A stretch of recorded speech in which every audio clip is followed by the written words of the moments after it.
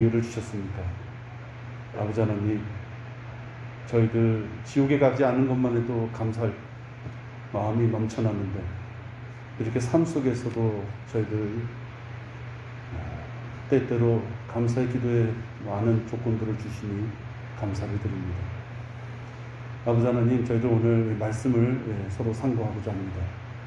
시작하는 시간부터 마쳐지는 시간까지 우리들의 마음에 평안을 허락하시고 주님의 말씀을 받기에 여유를 허락하시고 아버지 하나님, 쫓기지 않는 마음으로 주님의 말씀을 잘 뿌리를 내릴 수 있도록 이 시간 보호하시고 인도하여 주시옵소서.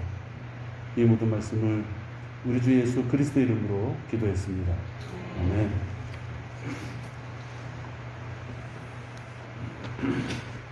여러분, 오늘 하나님의 말씀은 두 군데입니다. 고린도전서 4장 14절서부터 16절, 그리고 갈라디아서 4장 19절입니다.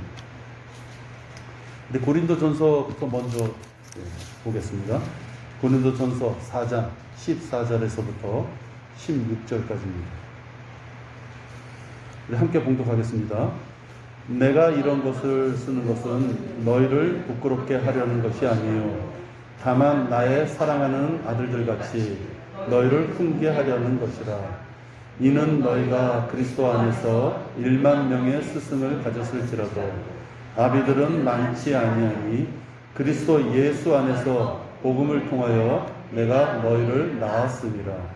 그러므로 내가 너희에게 권고하노니 너희는 나를 따르는 자들이 되라. 여러분, 이 말씀에서는 너희를 부끄럽게 하려고 하는 것이 아니다, 아비의 마음으로 너희들한테 얘기하는 것이다 라고 하면서 나를 따르는 자들이 되라, 그렇게 이제 세 가지로 요약해 볼 수 있습니다. 갈라디아서 4장 19절입니다. 갈라디아서 4장입니다.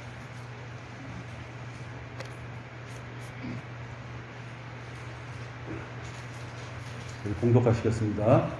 나의 어린 자녀들아, 너희 안에 그리스도가 형성될 때까지 내가 다시 상고를 치르노라. 갈라디아서 4장 19절은 나의 어린 자녀들아, 이 말씀을 보니까 이미 구원받은 자들에게 하는 말씀입니다. 이미 구원받았는데 아직 잘 성장을 못했어요. 그래서 어린 자녀들이라고 표현하면서 너희 안에 그리스도가 형성될 때까지 육신의 모습이 많이 더러지고 하나님의 말씀대로 살아가고자 하는 하나님께서 원하시는 그런 모습으로 성장될 때까지 내가 다시 상고를 치르노라.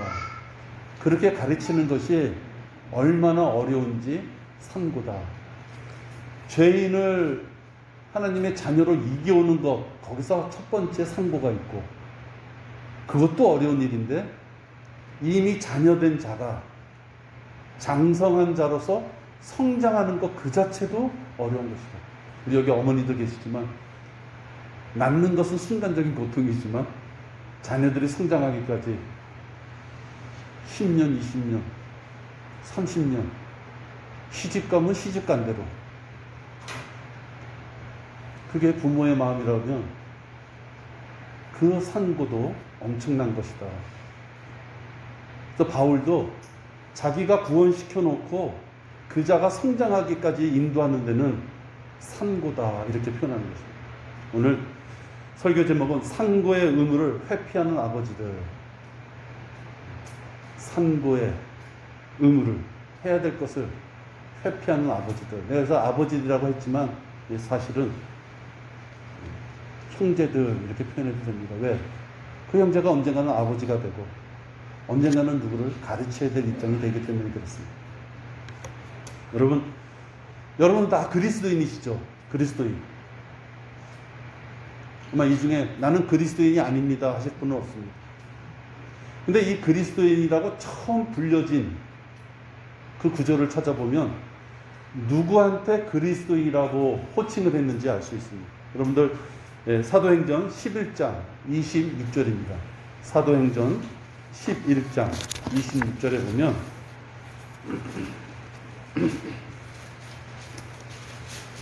아, 이런 분들한테 그리스도인이라고 했구나 라는 걸 알 수 있어요. 그리하여 그들이 1년 내내 교회와 함께 있으면서 많은 무리를 가르치니 안티옥에서 제자들이 처음으로 그리스도인이라고 불리더라. 우리 구원받은 자를 이룰 수 있습니다. 생명을 얻은 자, 빛을 얻은 자,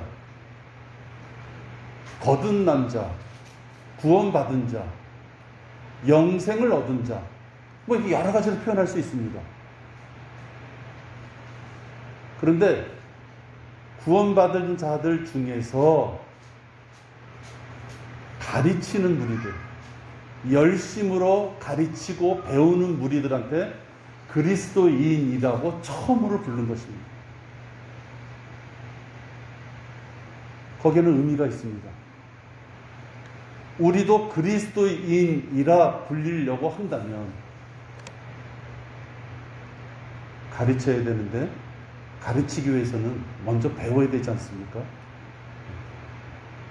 첫 언급의 법칙에서 이것을 우리가 활용한다면, 우리는 구원받았고 교회에 다니기 때문에 크리스찬, 그리스도인, 그건 약간 뭔가 부족한 게 있구나. 내가 구원받고 하나님의 자녀가 되었다면 배워야 되고 배운 것을 가르쳐야 되는구나. 그랬을 때 나를 올바른 그리스도인이라고 칭할 수 있는 거구나 라는 걸 배워야 됩니다. 요즘은 뭐 길 가다가 사장님 그러면 다 쳐다본다고 그러잖아요. 너나 나나 없이 다 사장님이라고 그러잖아요. 그것처럼 약간 의미가 인플레이 된 것이죠. 그냥 구원받은 자 이름은 될 텐데도 그리스도인이라고 특별히 칭한 것은 배우고 가르치는데 열성이었던 자들을 그랬다 하는 것입니다. 지역교회는 목사, 교사들의 가르침으로 성장합니다. 우리 유년부 2명, 우리 박재자매님이 열심히 가르치는데요. 목사와 교사가 가르침으로써 그 지역교회를 세워갑니다. 여러분, 가정에서는 아버지가 그 역할을 해야 됩니다. 여기 아버지가 아니신 분들도 있지만 형제들도 이제 곧 결혼하면 아버지가 되죠. 아버지나 남편의 지위를 가진 자들이 가정에서는 아내와 자녀들에게 하나님의 말씀을 가르칠 수 있어야만 됩니다.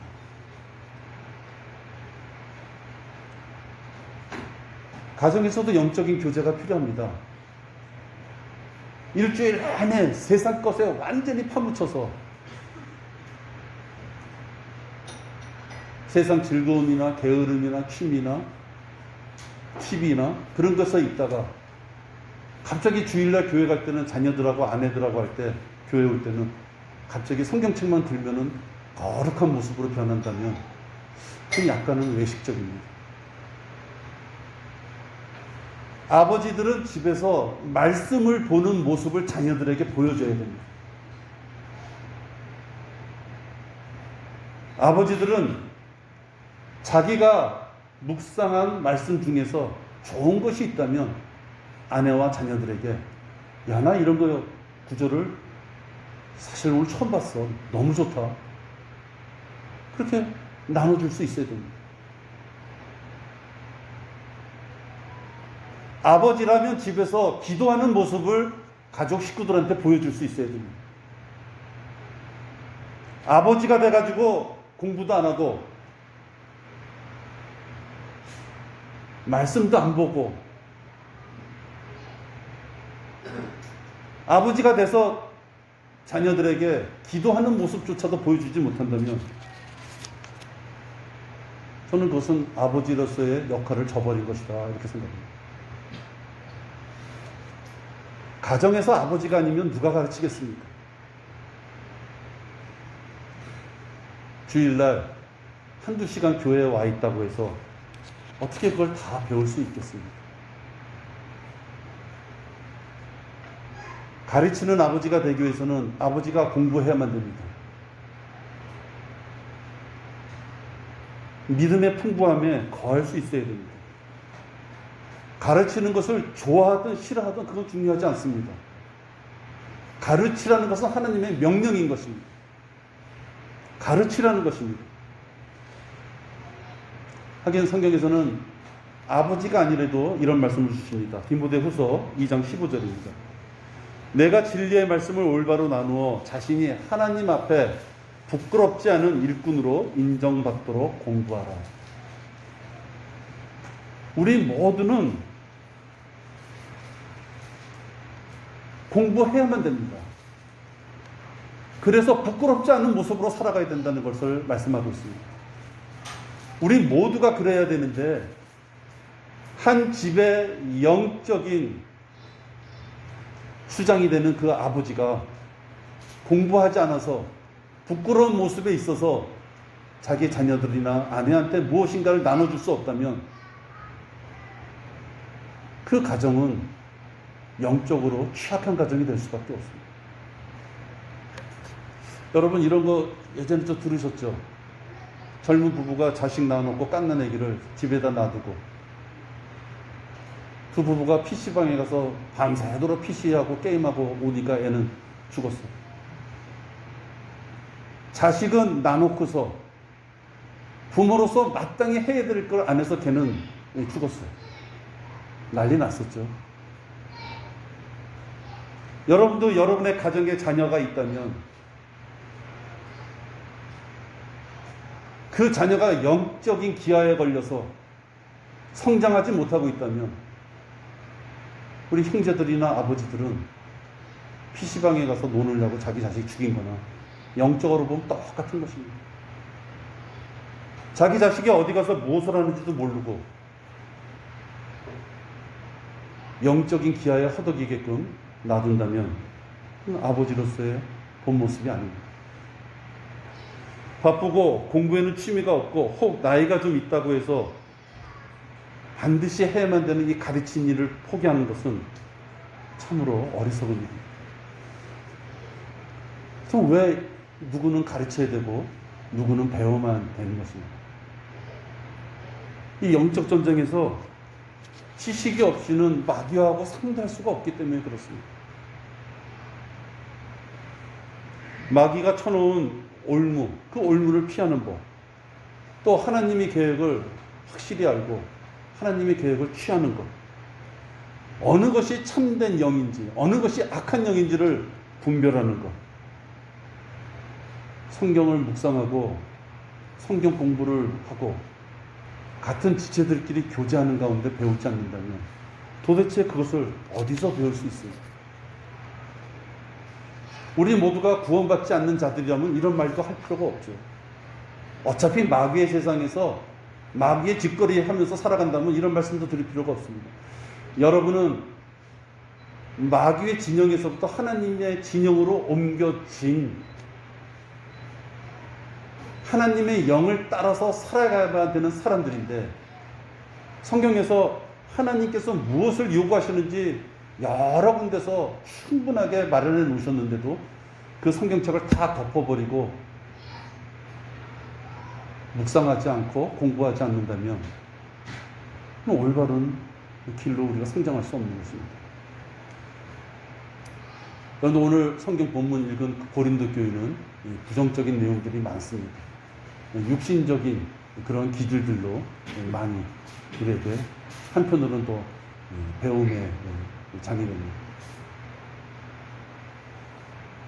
고린도 교회 성도들은 구원은 받았지만 영적으로는 악의 수준에 머물렀던 것입니다. 그럼 그 악의 수준의 기준이 무엇이냐? 그들의 인품이 나쁘냐? 그들이 가난한 사람들이냐? 그들이 활동적이지 않은 사람들이냐?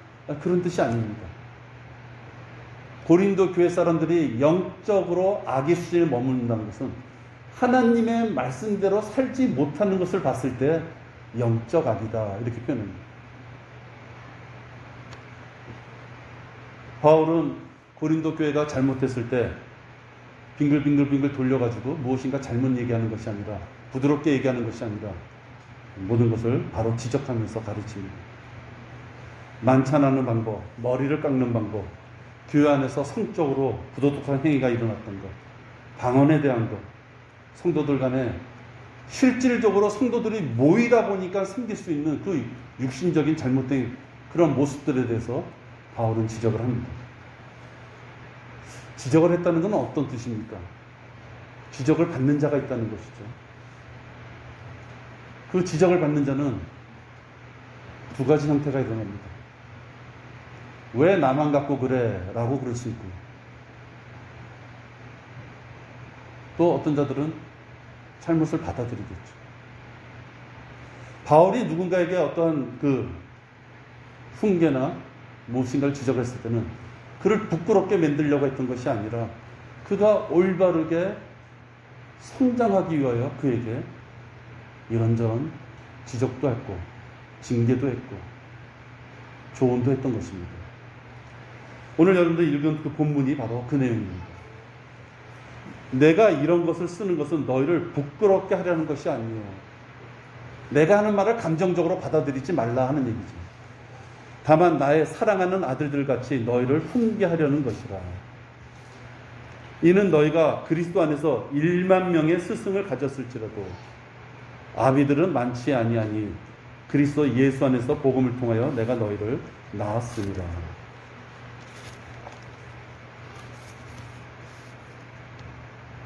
1만 명의 스승. 그들은 지식을 전할 수 있지만 아비가 가질 수 있는 아픔은 없습니다.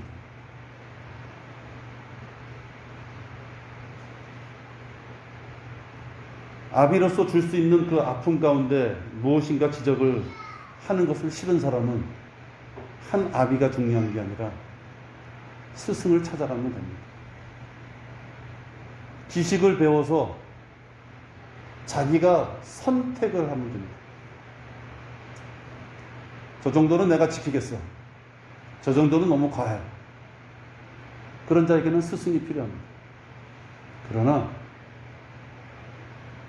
내가 스스로 하지 못하는, 내가 고쳐야 될 거지만 내가 스스로 하지 못하는 것을 누군가가 아픔을 갖고 헌신하는 마음에 충고를 해서 그걸 받아들일 수 있는 자는 한 아비를 찾아가야 되는 것입니다.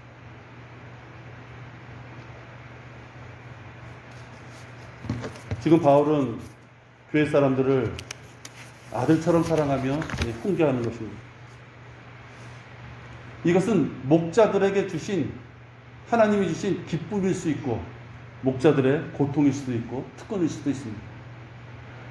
여러분, 남한테 싫은 소리 한다는 거 참 괴로운 일입니다. 남한테 겸연쩍은 얘기를 할 수 있는 것을 입에 올릴 수 있는 것은 참으로 힘든 일입니다. 그래서 적당하게 넘어가는 사람들은 둥글둥글하게 살아갈 수 있습니다. 그러나 그것은 뭔가 잘못된 것입니다. 여기서 바울은 나를 따르는 자들이 되라 이럽니다. 그것은 어떤 뜻입니까? 내가 올바르게 하나님 앞에 다가가니 나의 모습을 보고 따르라. 다른 사람한테 내 모습을 보고 따르라고 얘기할 정도가 그게 얼마나 힘든 일이겠습니까? 바울은 그것을 아까 두 번째 본문인 갈라디아에서 보면 산고다 이렇게 표현하는 것입니다. 나의 어린 자녀들아, 너희 안에 그리스도가 형성될 때까지 내가 다시 상고를 치르노라.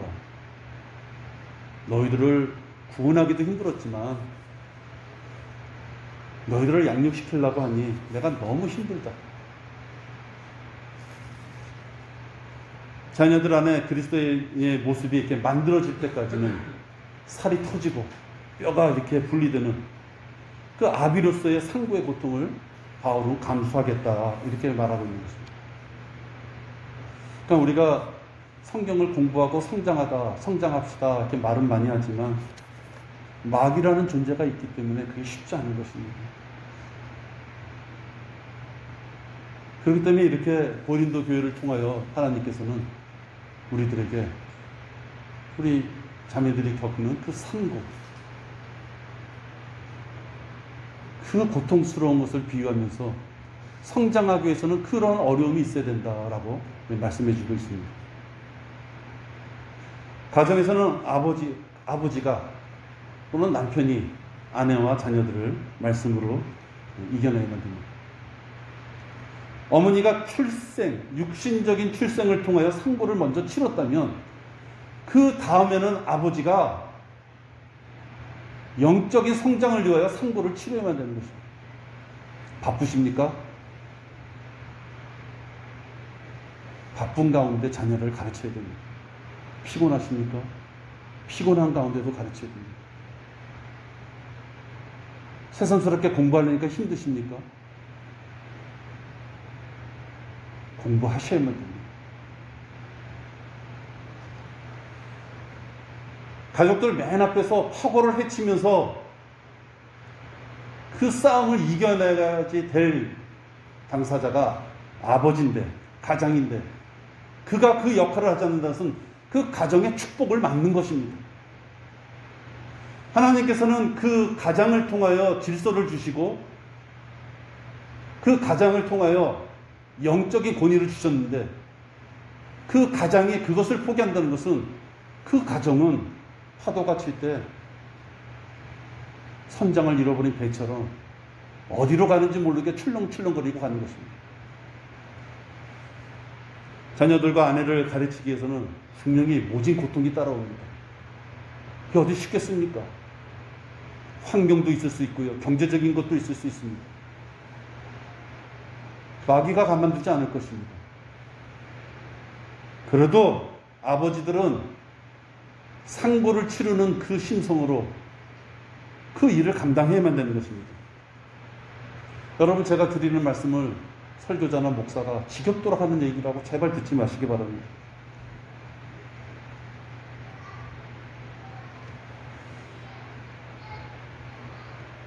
듣고서도 움직이지 않는 이 답답한 문제는 왜 생기느냐?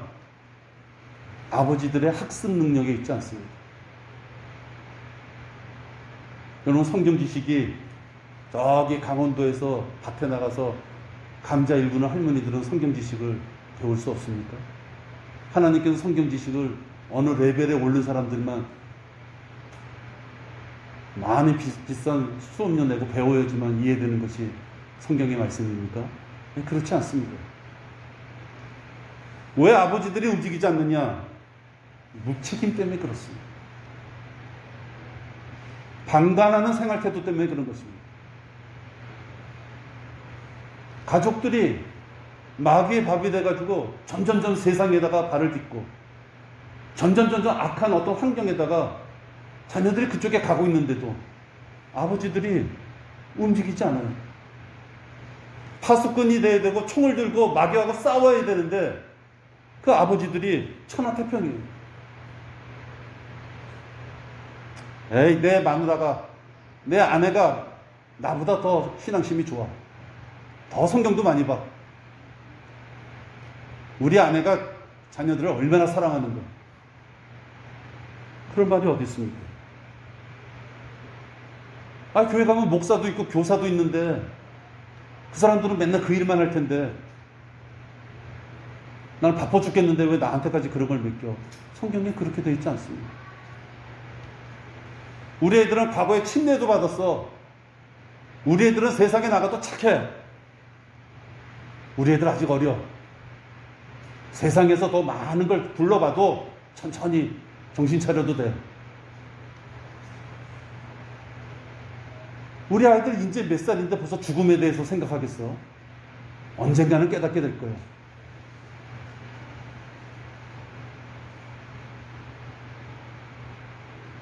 집에서 아이들이나 아내들한테 경건한 모습을 한 번도 보여주지 못한 아버지가 마귀들이 이렇게 얘기할 수 있어요. 야야야, 그냥 살아. 적당하게 살아. 갑자기 너 바뀌어버리면 사람들 놀래. 그냥 TV 보고 그냥 즐겁게 살아.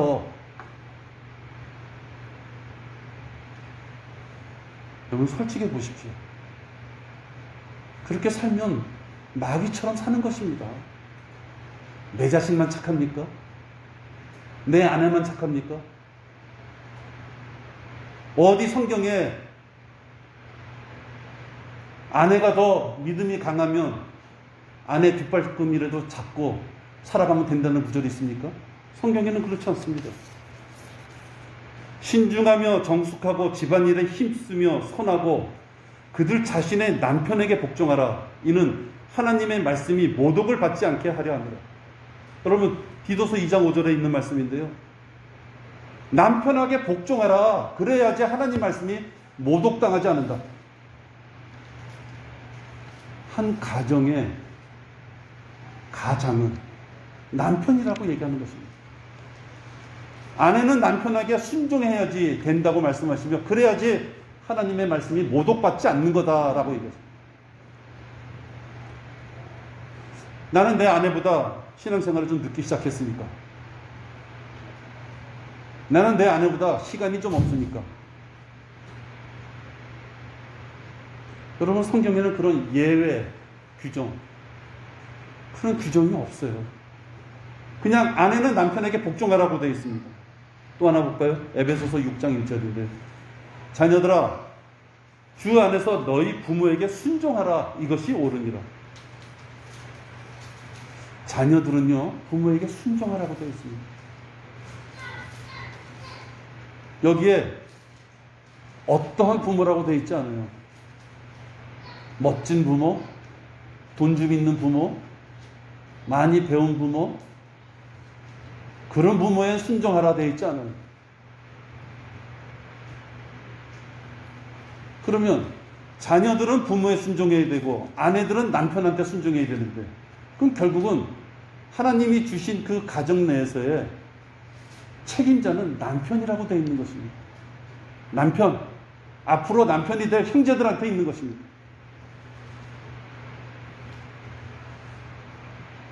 하나님께서 부여하신 권위를 가지고 가정 안에서 일어나는 크고 작은 모든 일들의 판단과 최종 결단을 하나님 앞에 책임져야 될 것은 남편이자 아버지에게 있는 것입니다.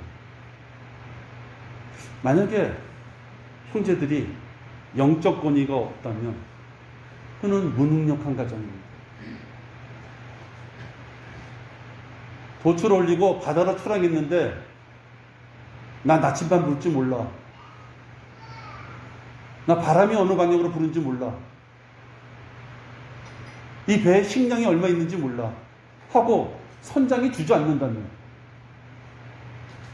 조금 똑똑해 보이는 사람한테 네가 대신해봐라고 선장이 포기하고 있다면 여러분 쌍욕하고 욕하지 않겠습니까? 어떻게 저런 자가 지도자로 지금 선장으로 있는 거야 하고 여러분들 흥분할 것입니다. 여러분의 가정 내에서의 그 권한과 능력과 그 특권은 아버지에게 있는 것입니다. 하나님 말씀에 대한 지식이 없다면, 판단할 그래서 능력이 없다면 그것은 갓 태어난 신생아 같은 것입니다. 성경에는 어린 아기라는 표현이 많이 나옵니다. 제가 여러분들 말씀드리기에 이해를 돕기 위해서 쓰는 용어가 아니라 어린 아기라는 표현이 많이 나온다는 것입니다. 육신적인 나이가 몇 살이 됐든지 상관없이 하나님의 말씀대로 살아가지 못한다면 그는 무능력한 신성합니다. 입만 벌리고 뻥긋뻥긋 배고프다고 내 입에 뭐 좀 넣어달라고 칭얼대는 아이에 불과한 것입니다. 여러분, 혹 우리가 자신이 부족하다고 생각하면 올바른 교리에 따라서 아비의 마음으로 가르치고자 기도하는 목사나 교사를 찾아야 됩니다. 이것은 여러분의 어떤 학습적인 능력을 제가 무시해서 드리는 말씀이 아닙니다. 여러분, 저도 이렇게 설교 준비하려면요, 어떨 적에는 내 책상에 주석서가 확 쌓일 때가 있어요. 진짜 필요해서 주석서를 찾을 때도 있고, 이게 어디서 본 것 같은데 어디서 봤는지 기억이 안 나니까 막 있는 대로 꺼내는 거죠. 먼저 하나님과 교제한 선배들이 이뤄놓은 서적을 통해서 미처 내가 알지 못하는 것을 짧은 시간에 빨리 알게 되는 것, 그게 공부하는 매력입니다. 만약에 내가 영적으로 부족하다면 자기의 배를 불리고자 이렇게 얘기했다, 저렇게 방언하라 그랬다, 방언하지 말라 그랬다, 그런 게 아니라 올바른 교리로서 가르치고자 하는 그런 목사나 성경 교사가 있다면 그에게 찾아가서 배워야 되는 것입니다. 그게 요령입니다.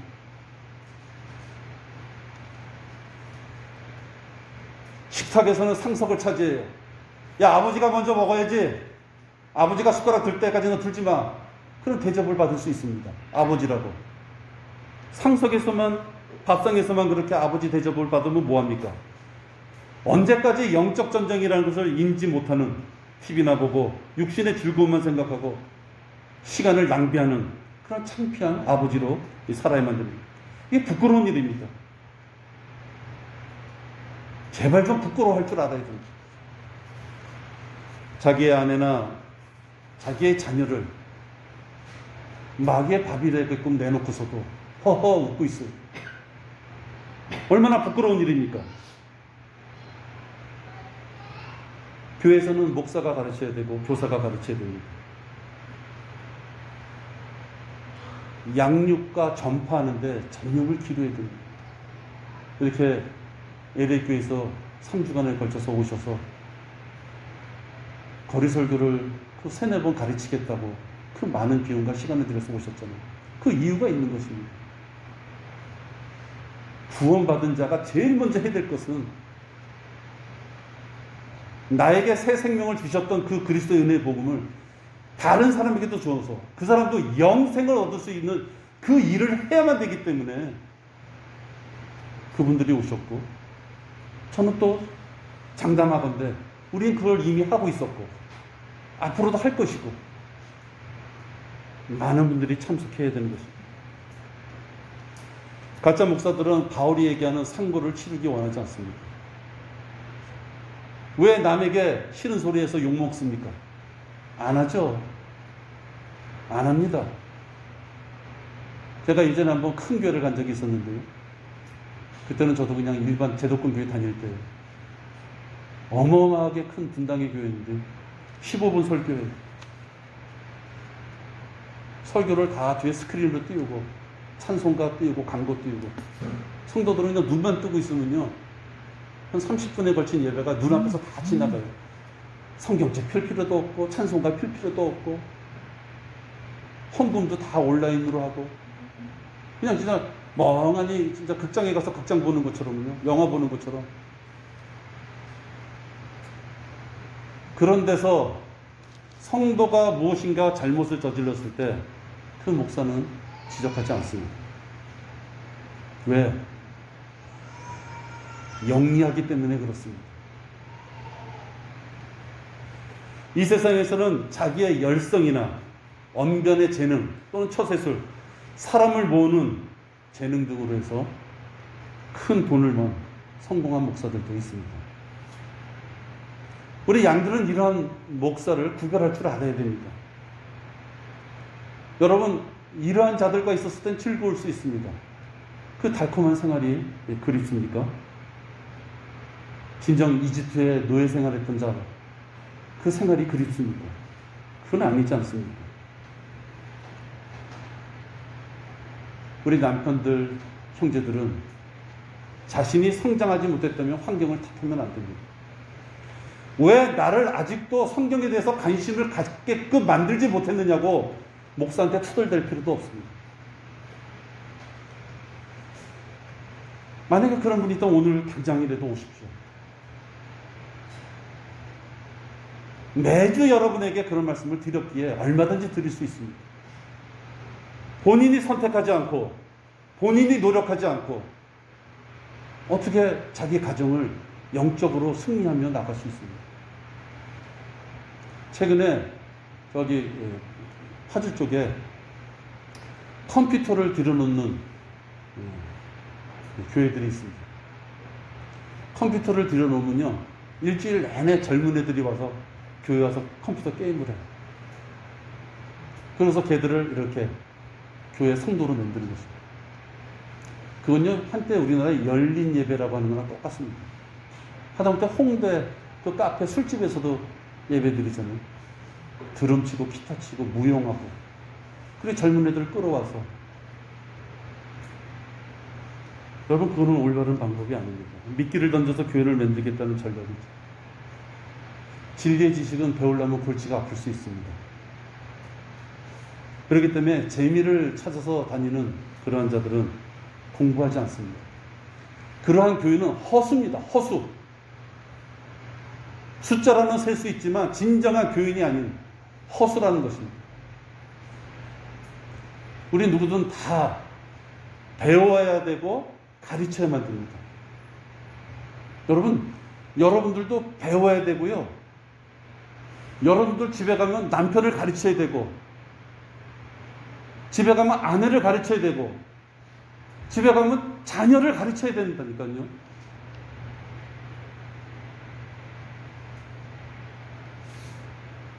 그렇지 않으면 자기가 제일 사랑하는 자가 심하면 지옥에 가든지, 좀 덜하다 그러면은 마귀의 종로로 타다가 하나님 앞에 가든지, 그럼 비참한 삶을 살지 않겠습니까?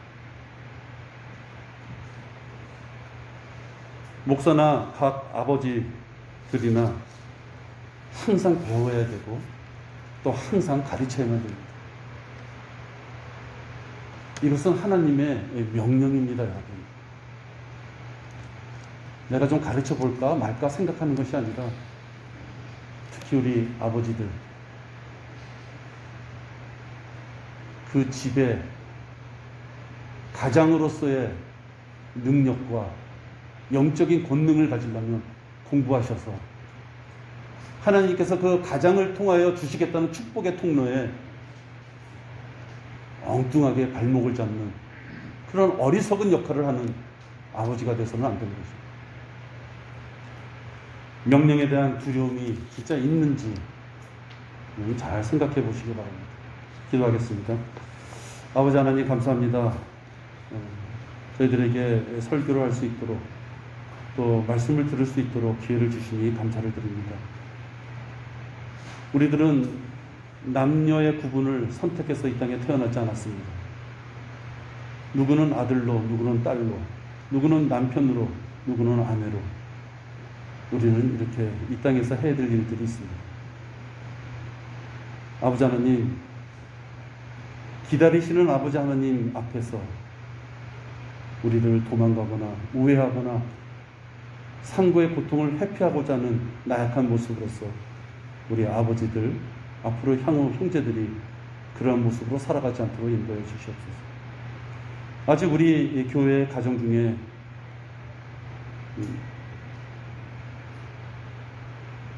남편이 또는 아버지가 믿음의 가장으로서 서 있지 않다면 주님 도와주셔서 그들의 혼들을 불쌍히 여겨주셔서 죄의 종로로 타는 그들을 이겨올 수 있도록 아버지 하나님 도와주시옵소서. 기도하지 않고 그 일이 감당될 수 있다고 생각하는 어리석은 자들이 되지 않도록 인도하여 주시옵소서. 기도하고 주님 앞에 매달려 울부짖을 때 아버지 하나님, 그러한 놀라운 역사가 그 가정에 일어나고 그것이 우리 교회의 기쁨이며 우리 모두의 간증이 되는 아버지 하나님 기쁨이 은혜가 되고 영광이 되도록 인도하여 주시옵소서. 아버지 하나님, 날씨가 무척 덥습니다. 우리 지체들 또 세상에 나가서 열심히 살아갈 텐데 이 코로나의 질병으로부터도 지켜주시길 간절히 기도를 드립니다. 이 모든 말씀을 우리 주 예수 그리스도의 이름으로 기도했습니다. 아멘. 우리 다 같이 일어나셔서 계엄의 길이 어렵지만 그 길을 가게 해달라고 기도하시기 바랍니다.